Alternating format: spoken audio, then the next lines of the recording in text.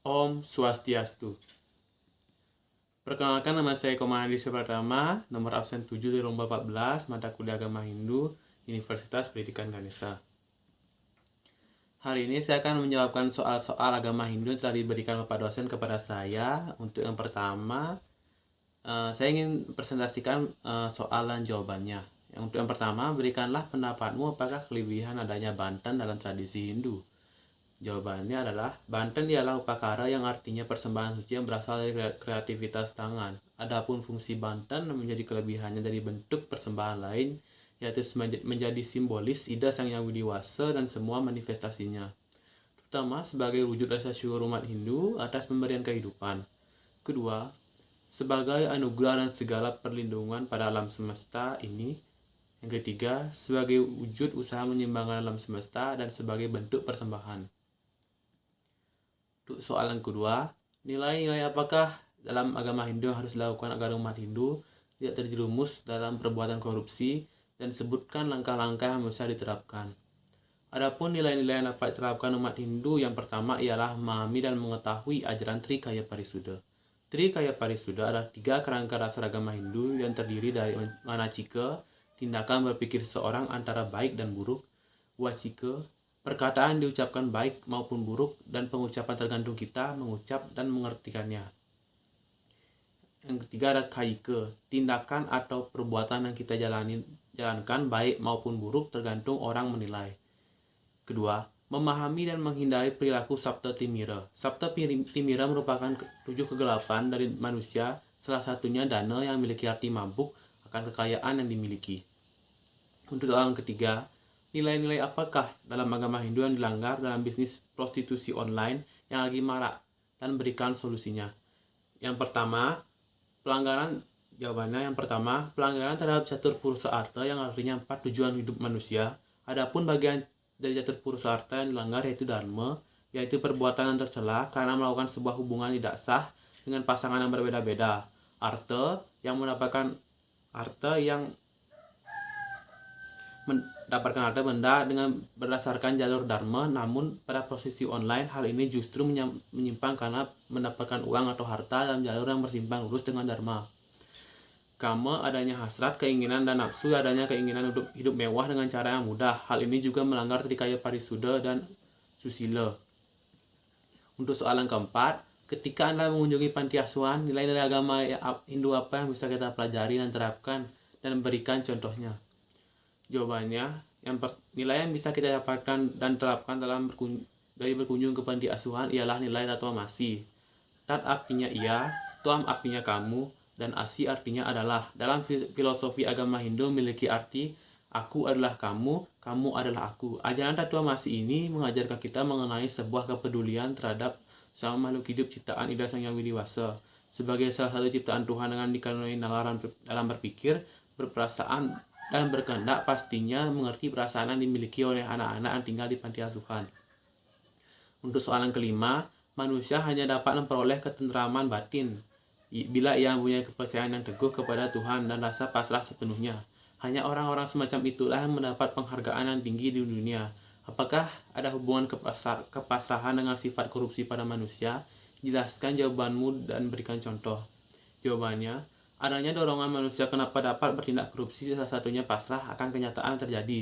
Adanya kemungkinan orang yang korupsi membutuhkan banyak dana untuk kepentingan pribadinya, tidak dalam bentuk kejahatan, melainkan ingin menolong sama manusia yang membutuhkan pertolongan. Menolong seorang yang berada di ambang kesusahan memanglah mulia dan menghargai ajaran Tattwamasi, namun dengan uang hasil korupsi tak saja hal yang dilakukan tidaklah benar.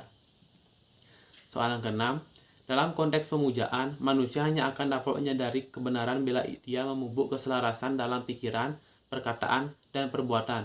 Kurangnya keselarasan di antara ketiga hal ini sama saja dengan dusta. Orang yang semacam itu tidak dapat mencapai kesempurnaan hubungan penyataan itu dengan yoga dan pranayama yang Anda temukan dalam pengkajian center yoga selama ini. Jawabannya, pranayama adalah sikap dan teknik dalam pengambilan nafas serta pengeluarannya. Dalam seluruh kegerakan yoga, teknik pernapasan merupakan sebuah komponen utama untuk menghasilkan gerakan yoga yang maksimal. Soal yang ketujuh, dalam bab tentang bhakti dalam kitab Bhagavad Gita dikatakan bahwa waktu adalah unsur yang paling penting dalam hidupmu.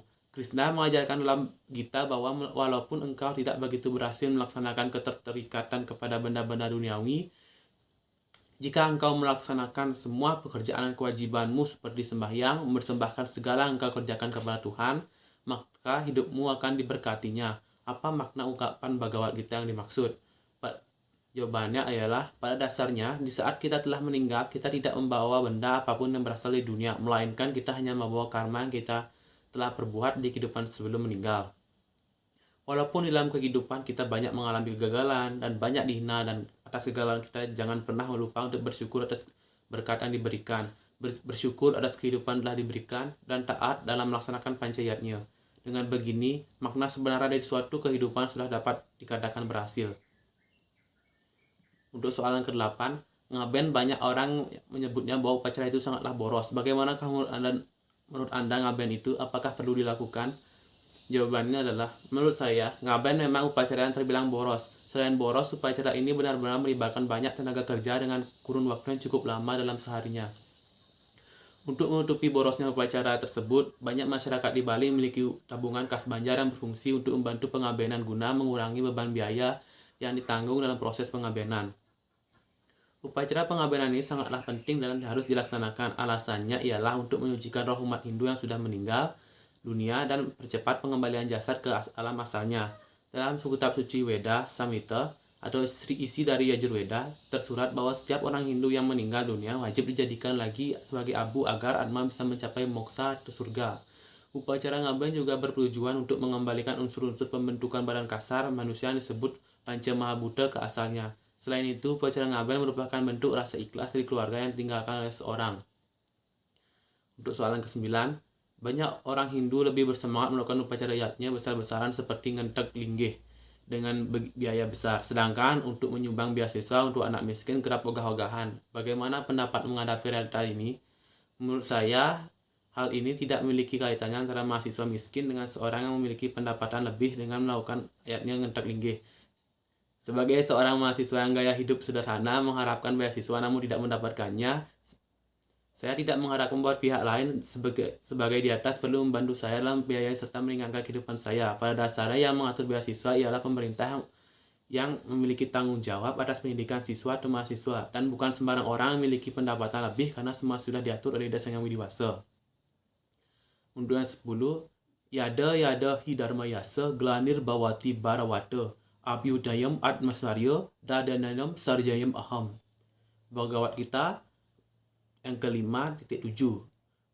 Barata, bila mana di dunia ini dharma hilang dan adharma makin menguasai dunia, waktu itu aku akan menjelmakan diriku. Apa makna sloka di atas dan berikanlah contoh untuk pelaksanaan dalam kehidupan sehari-hari? Jawabannya, makna dari sloka di atas ialah apabila banyak manusia yang sudah melupakan ajaran kebaikan dan lebih memilih ajaran keburukan, saat itulah manusia akan saling membinasakan akibat mengabdi terhadap ajaran keburukan. Sloka ini mengacu terhadap awatara Dewa Wisnu yang ke-10 yang dimana belum diketahui wujud dan kapan telah lahir di dunia ini. Para penua mengatakan bahwa awatara Dewa Wisnu yang ke-10 akan turun apabila dunia telah diselimuti oleh tindak keburukan dan membuang sebuah kebaikan. Di dalam kehidupan nyata dapat diperhatikan sekitar kita apabila ada seorang tetangga bertengkar dengan tetangganya yang berakhir saling adu fisik yang berakibat cedera akan dilarikan ke rumah sakit. Dari contoh ini, mereka berdua telah terpengaruh oleh sikap adharma sehingga tidak memiliki kejernihan pikiran, telah membuang dharma. Maka dari itu adanya aksi adu fisik akibat adanya rasa ingin saling membinasakan. Cukup sekian dari presentasi saya mengenai soal-soal agama Hindu. Saya mohon maaf apabila saya melakukan kesalahan kata ketika mengucapkan. Saya mohon maaf sebesar-besarnya. Saya tutup dengan Parama Santi.